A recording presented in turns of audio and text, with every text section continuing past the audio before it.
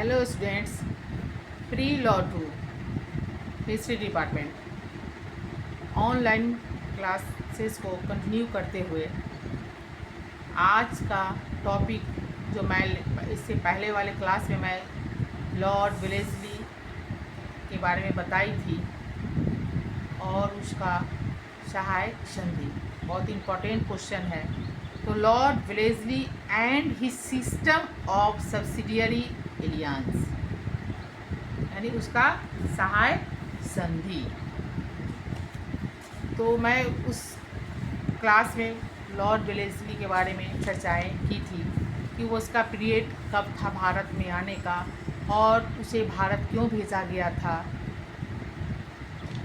यानी उसे जब गवर्नर जनरल भारत भेजा गया था उसके पहले और गवर्नर जनरल आए, लेकिन इसके जो पीरियड बहुत इम्पोर्टेंट पीरियड माना जाता है तो कुछ तो बहुत ख़ास चीज़ रही होगी। और यह सहायक संधि क्या है, इस पे आज क्लासेस में मैं चर्चाएं कर रही हूँ और आप लोग इसको ज़रूर देखिएगा, ज़रूर इसको ध्यान से सुनिएगा।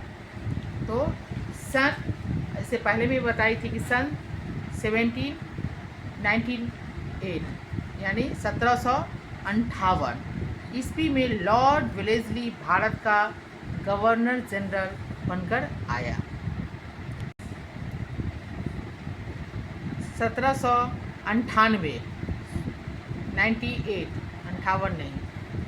तो उस समय जब लॉर्ड वेलेस्ली भारत आया तो उस समय यूरोप में नेपोलियन का उदय हो चुका था। आप लोग नेपोलियन के नाम को जरूर जानते होइएगा, नेपोलियन बोनापार्ट। तो वहाँ उसका उदय हो चुका था। भारत में भी खतरे की घंटी बज रही थी। क्यों घंटी बज रही थी, क्या कारण था? क्योंकि नेपोलियन का उदय हो चुका था और नेपोलियन के बारे में आप लोग सभी जानते हैं कि नेपोलियन कैसा था। तो ऐसा लग रहा था कि भारत में ही फ्रांस इंग्लैंड को परास्त करेगा, हराएगा। माने ऐसी स्थिति हो गई कि फ्रांस का ज़्यादा वर्चस्व होने लगा और ऐसा अनुभव होने लगा कि फ्रांस ही इंग्लैंड को परास्त करेगा। और यहाँ से तो वह भारत के जनता को भी लग रहा था कि नेपोलियन फ्रांस जो है वह परास्त करेगा। नेपोलियन मिस्र पर आक्रमण कर चुका था और टीपू सुल्तान से पत्राचार करके उसे मदद कर रहा था। नेपोलियन टीपू सुल्तान को भी वह मदद कर रहा था पत्राचार के माध्यम से। उस समय माध्यम पत्राचार का ही था। जिस वक्त लॉर्ड वेलेस्ली भारत आया उसी वक्त बंगलोर जैसे अभी नाम चेंज हो गया है, तो बंगलोर में कुछ फ्रांसीसी सैनिक भी पहुंच चुकी थी। फ्रांसीसी सैनिक का तात्पर्य आप समझ गए होइएगा। तो वहाँ फ्रांसीसी सैनिक को भेज चुका था, वहाँ पर पहुंच चुकी थी बंगलोर में। भारत में भी उस समय ईस्ट इंडिया कंपनी की स्थिति अच्छी नहीं थी। भारत में भी ईस्ट इंडिया कंपनी की स्थिति मैं इससे पहले वाली क्लास में आप लोग को बताई थी कि उसका मेन मकसद था कि कंपनी को पूर्ण रूपेण भारत पर स्थापित कर देना, एस्टेब्लिश कर देना। तो उस समय ईस्ट इंडिया कंपनी की स्थिति भी नाजुक था, वह उसकी स्थिति बहुत दयनीय थी। भारतीय शक्तियों में मराठा संघ अभी भी सबसे ज़्यादा ताकतवर था। यद्यपि पेशवा माधवराव की मृत्यु के बाद एक कमज़ोर पड़ चुके थे। जब माधवराव पेशवा की मृत्यु हो जाती है तो वह कमज़ोर हो गया। और हम फिर देखते हैं कि माधवराव के मृत्यु के बाद वह कमज़ोर होने के बाद फिर भारत की स्थिति कैसी स्थिति में आती है। इससे आपसी संघर्ष आरंभ हो चुका था, आपस में ही संघर्ष होने लगा था। फिर भी मराठे काफ़ी ताकतवर थे और अंग्रेज़ों से इनके संबंध सब था और विश्वास और संदेश से घिरे रहते थे।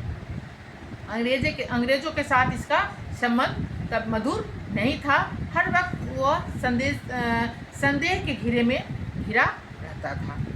मैसूर का टीपू अंग्रेजों का कट्टर दुश्मन था, जो भारत से अंग्रेजों को निकाल बाहर करने के लिए कृत संकल्प था। आपको मैं इससे पहले भी बताई कि प्लासी के युद्ध में क्या हुआ था, बक्सर के युद्ध में क्या हुआ था, और मैसूर हैदर अली के बारे में भी बताई। कुछ टीपू सुल्तान का कुछ पार्ट बचा हुआ था। तो इधर हैदर अली की मृत्यु के बाद प्रथमांग मराठा, द्वितीय अंग मराठा युद्ध हुआ।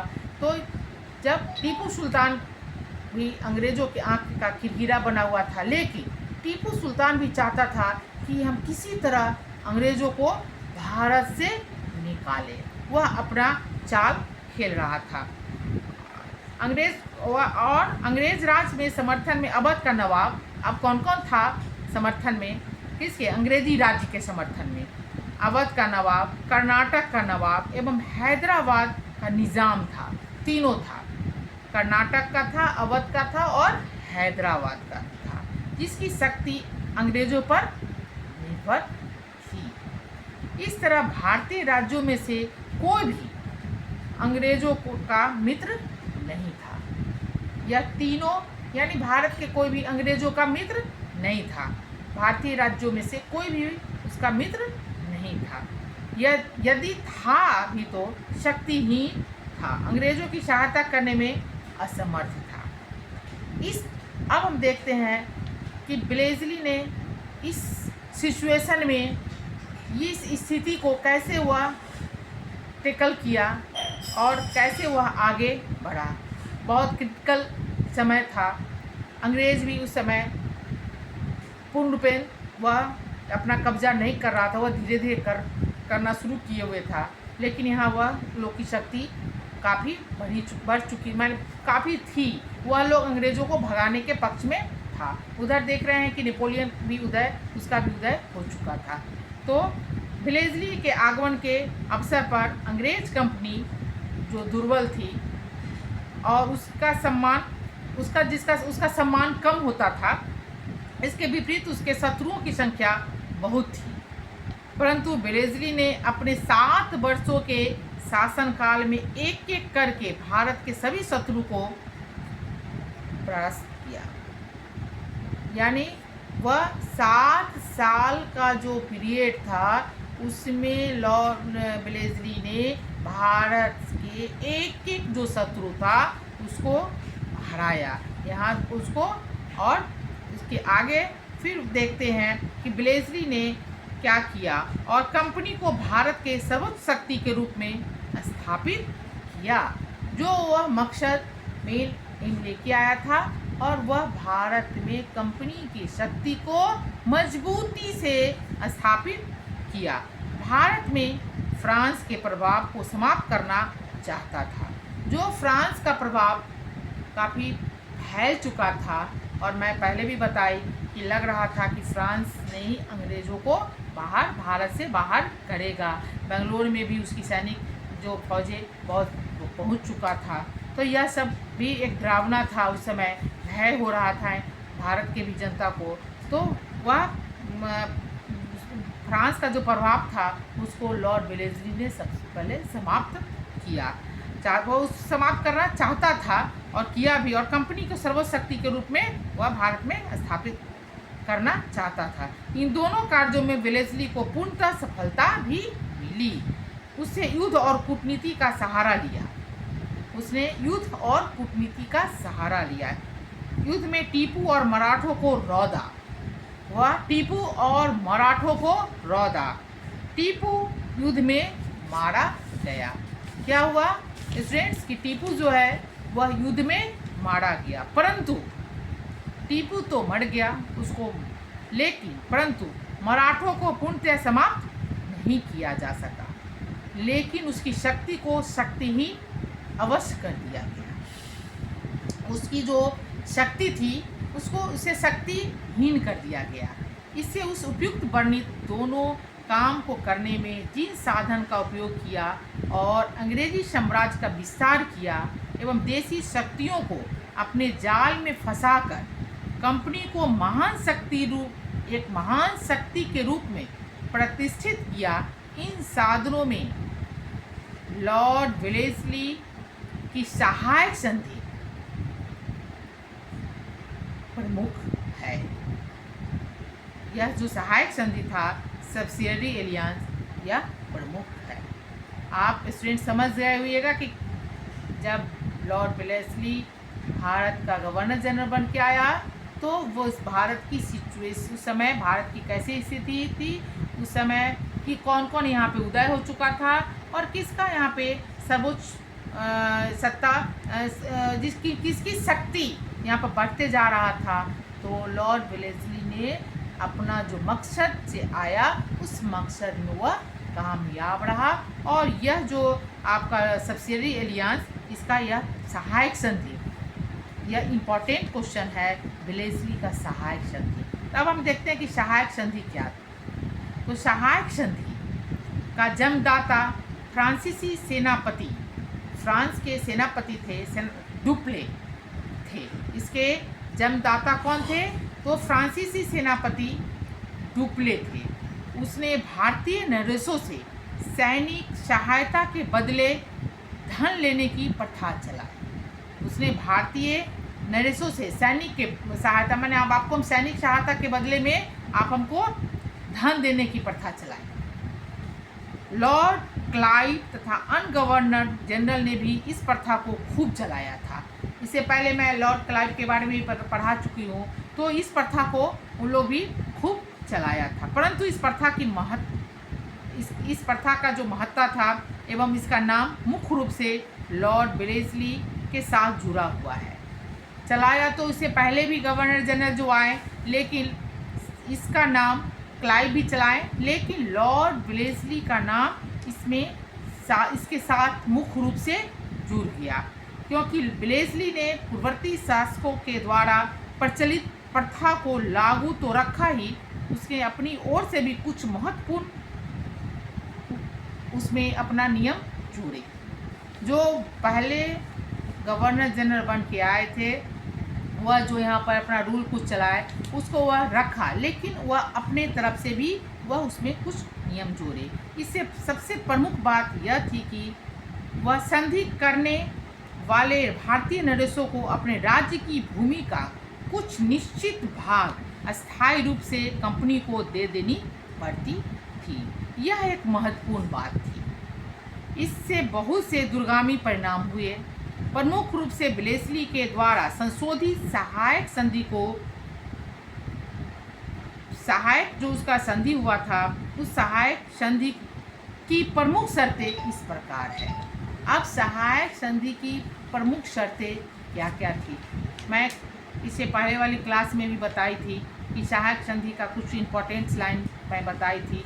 आज मैं पूरा आपको इसका क्लियर ही कर रही हूँ कि लॉर्ड वेलेस्ली और उसका सहायक संधि। तो लॉर्ड वेलेस्ली के बारे में बताई सहायक संधि। अब सहायक संधि की क्या, उसका जो क्या था, इसकी शर्तें क्या थी, यह इसका तो शर्त कुछ बहुत सारी शर्त थी, मैं 2-4 आपको शर्त अभी बता रही हूँ कि किसी भी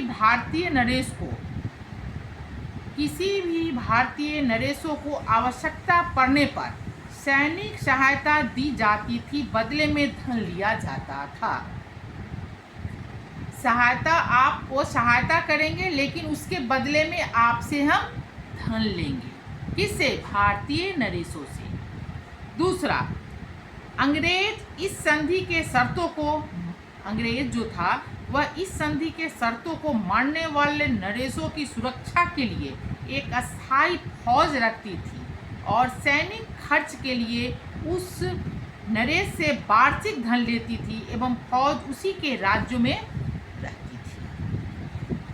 तीसरा, अब भारतीय नरेश के दरबार में ब्रिटिश डिजनेट को रखना पड़ता था, अपने दरबार में ही ब्रिटिश रेजिडेंट को रखना पड़ता था। वैसे नरेश जो संधि पत्र पर हस्ताक्षर करते थे, उन्हें भी स्वीकार करना पड़ता था। अपने राज्यों में किसी भी विदेशी को या अंग्रेजों के शत्रु राज्य के व्यक्ति को सेवा प्रदान नहीं किया जाएगा। संधि करने वाले नरेशों की विदेश नीति का संचालन कंपनी सरकार के हाथों में आ जाता था। तो इसमें बहुत सारे पॉइंट्स हैं जो इस संधि का रखा जाता था। अब हम देखते हैं कि इस संधि में और क्या होता है। तो इस तरह इस संधि की प्रथा को चलाकर वेलेस्ली ने अंग्रेजी साम्राज्य को काफ़ी लाभ पहुंचाया। यह जो सहायक संधि का और इसका जो शर्त रखा गया, तो इसको चला के इससे किसको बेनिफिट हुआ, तो अंग्रेजों को ही काफ़ी लाभ मिला। किसके शासन का, किसके गवर्नर जनरल बनने, किसके पीरियड में, तो लॉर्ड वेलेस्ली के पीरियड में भारतीय नरेश एक दूसरे से पृथक कर दिए गए, क्योंकि उसकी विदेश नीति अब अंग्रेजों के द्वारा संचालित होने लगी। सैनिक दृष्टिकोण से अंग्रेजों को काफ़ी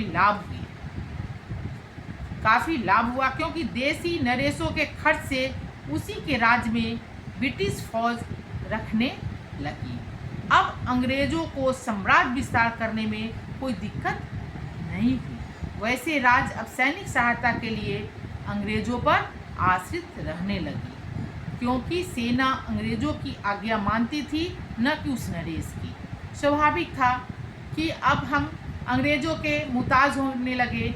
अब जो भी सैनिक जो थे वह बात किसका मानते थे, किसका हुक्म चलता था, तो अंग्रेजों का चलता था। तो अंग्रेज अब पूर्ण रूपे हमारे भारत पर वह कब्जा करना शुरू कर दिया, वह अपना शासन चलाना शुरू कर दिया। और अब हम देखते हैं कि कोई नरेश अगर अंग्रेजों का विरोध करने की बात सोचता भी था, तो उसे सेना उसी जगह से निपटने को तैयार रहती थी। स्वयं वेलेस्ली ने लिखा अपने सब इसमें कि the evils of war has been kept at a distance from the sources of our wealth and power. यह वेलेस्ली ने खुद लिखा। वेलेस्ली की सहायक संधि के बड़े ही दूरगामी परिणाम हुए। भारतीय नरेशों के लिए यह स्थायी दुर्बलता, भ्रष्टाचार, कुशासन तथा पतन का कारण बनी।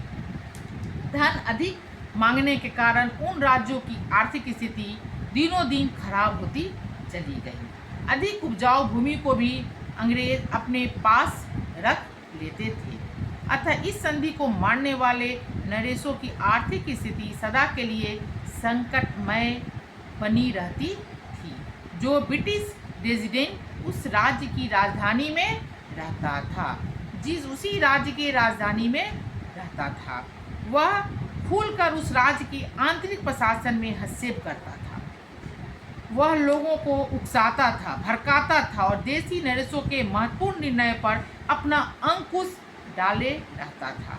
इस प्रकार वह संधि के शर्तों का तो उल्लंघन करता ही था, ऊपर से आंतरिक मामलों में भी हस्तक्षेप करता था। राज्य में भ्रष्ट शासन व्यवस्था में का प्रकाश हो गया। फलस्वरूप नरेश के धीरे धीरे प्रशासन से भी दिलचस्प जो थी वह हट गई और उसका शासन चौपट हो गया। प्रशासन पर उसका पकड़ समाप्त हो गया और उसकी सम्मान, गौरव सभी लुप्त हो गए। वे स्वयं कोई निर्णय नहीं ले सकते थे। उन्हें बराबर शंका बनी रहती थी कि ऐसा निर्णय लेने से अंग्रेज काफ़ी बिगड़ जाएंगे, उन्हें गद्दी से हाथ भी धोना पड़ सकता है। कौन? भारतीय नरेश। भारत के जो नरेश थे उस पर अंग्रेज जो था वह हावी हो चुका था। उसके हाथ से धीरे धीरे सैनिक सत्ता जो थी वह निकलते चली गई और वह अब सिर्फ कठपुतला की तरह रहने लगा। सभी पर आंतरिक बाह्य पर अब अंग्रेजों का ही मोनोपोली होने लगा, वर्चस्व बढ़ने लगा। नैतिक पतन भी हो गया। प्रजा अब विद्रोह नहीं कर सकती थी। शासन अब राजा नहीं अंग्रेज चला रहे थे। अब कोई भी राजा नहीं, अब वह किसके हाथ में चला गया? अंग्रेजों के हाथ में चला गया। पर प्रजा पर भी अब राजा का कोई अधिकार नहीं रह गया था, उस पर भी अंग्रेजों का ही सर्वा अधिकार हो गया। इस प्रकार इस सहायक संधि के कारण भारत के देशी राज्यों में प्रशासन बिल्कुल नष्ट हो गया। देर या सवेर इस संधि को मानने वाले सभी नरेशों के राज्य को ब्रिटिश राज में मिला लिया गया। भारतीय नरेश अब कठपुतली शासक थे जो अंग्रेज के द्वारा नचाए जाते थे।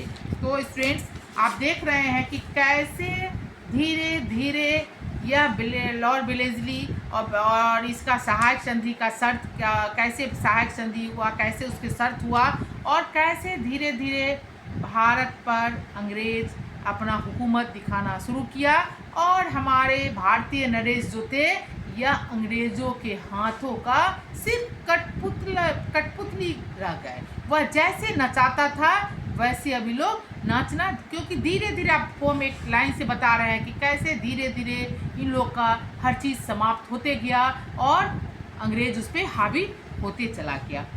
उसकी टोटली जितनी स्वतंत्रता थी पूर्ण स्वतंत्रता समाप्त हो चुकी थी।